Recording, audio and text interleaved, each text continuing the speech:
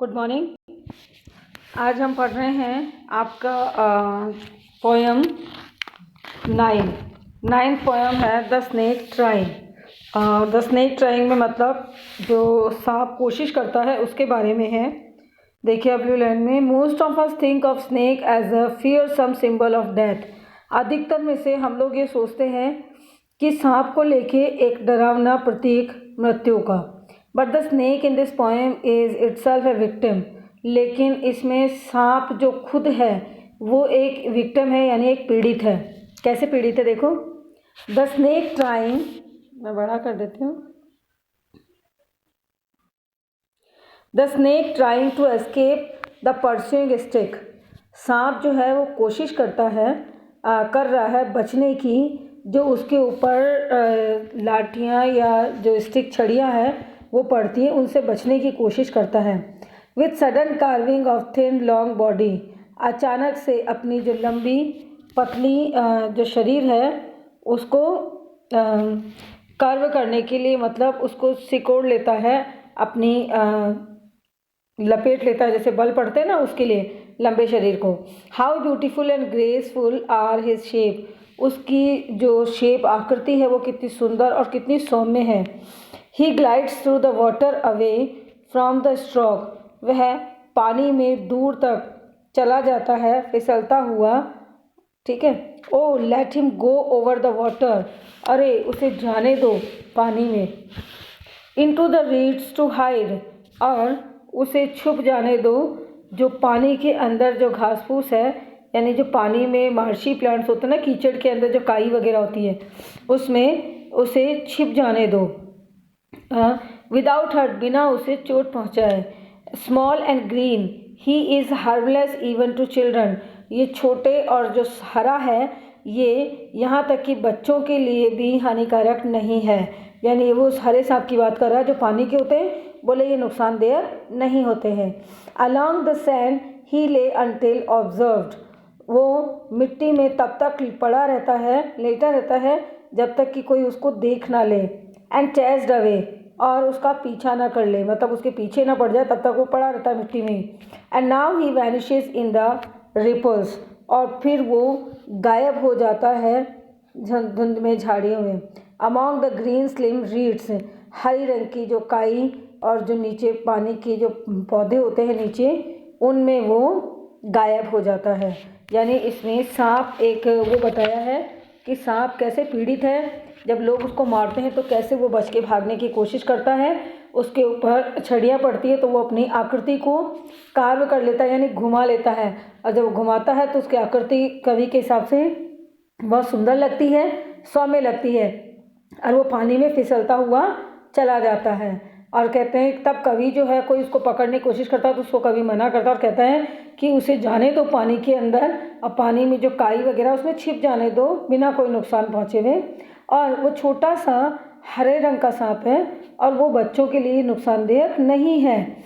Along the sand, मतलब मिट्टी के ऊपर वो जब तक कोई उसको देख नहीं ला तब तक वो मिट्टी पे आराम से पड़ा रहता है, और जब तक कोई उसका पीछा ना करे या दबोच ना ले, और फिर वो गायब हो जाता है। जैसे ही कोई उसको देख लेता है या कोई उसके नज़दीक जाता है तो वो फट से गायब हो जाता है उस घास फूस में, और नीचे पानी के अंदर जो काई वगैरह होती है और हरे रंग की जो पत्तियाँ होती हैं उनके तनों में, उन पत्तियों में जाके छिप जाता है। ये हो गई आपकी पोएम द स्नेक ट्राइंग। अब ये पोएम छोटी सी है, इसलिए इसी पोएम के साथ में मैं एक और पोएम करवा रही हूँ, और वो पोएम है चैप्टर 10 की poem the slumber did my spirit seal. आप इसको भी देख लीजिए, फिर दोनों की वर्ड मीनिंग लिखनी है आपको। देखिए second, A slumber did my spirit seal. एक मीठी नींद, स्लम्बर होती है नींद, ठीक है। देखो इसमें है the poem is about the death of A loved one. ये मीठी नींद का मतलब है जो एक सो जाता है हमेशा के लिए आदमी, यानी मृत्यु के बाद। उसमें बोल रहा है माई स्पिरिट सील, जो उसने मेरी आत्मा को रोन दिया है, मतलब सील कर दिया है एक तरह से। This poem is about the death of loved one.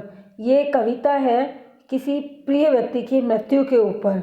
How does the poet feel when he thinks about her death, जब वो अपनी प्रेमिका की मृत्यु के बारे में सोचता है तो वो कैसा महसूस करता है। How does he imagine her to be after death, कैसे वो उसकी कल्पना करता है उसकी मृत्यु के बारे में। तो देखिए कविता शुरू हो रही है। ए स्लेम्बर डिड माई स्पिरिट सील, एक ऐसी नींद जिसने, मीठी नींद जिसने मेरी आत्मा को ही सील कर दिया है, बंद सा कर दिया है। I had no human fear, अब मुझे कोई मानवीय डर नहीं रह गया। She seemed a thing that could not feel, अब वो ऐसे लगती है जैसे कि वो महसूस नहीं कर सकती। The touch of early year, जो मनुष्यों का जो छुअन है, स्पर्श है, वो महसूस नहीं होता। No motion she has now, अब उसमें कोई हलचल नहीं है। नो फोर्स, और ना ही उसमें कोई बल है, कोई शक्ति है।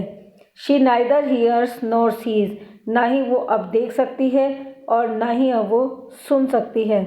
Rolled round in earth's diurnal course, और प्रतिदिन पृथ्वी की जो मतलब मिट्टी जो आपको पता है ना घूमती रहती है, यानी मिट्टी दबती रहती है और ऊपर और मिट्टी आती जाती है, वो उसमें मिट्टी में मिलती जा रही है। With rocks and stones and trees, चट्टानों के साथ, पत्थरों के साथ और पेड़ों के साथ में वो भी उसमें इस धरती पे ही मिलती जा रही है।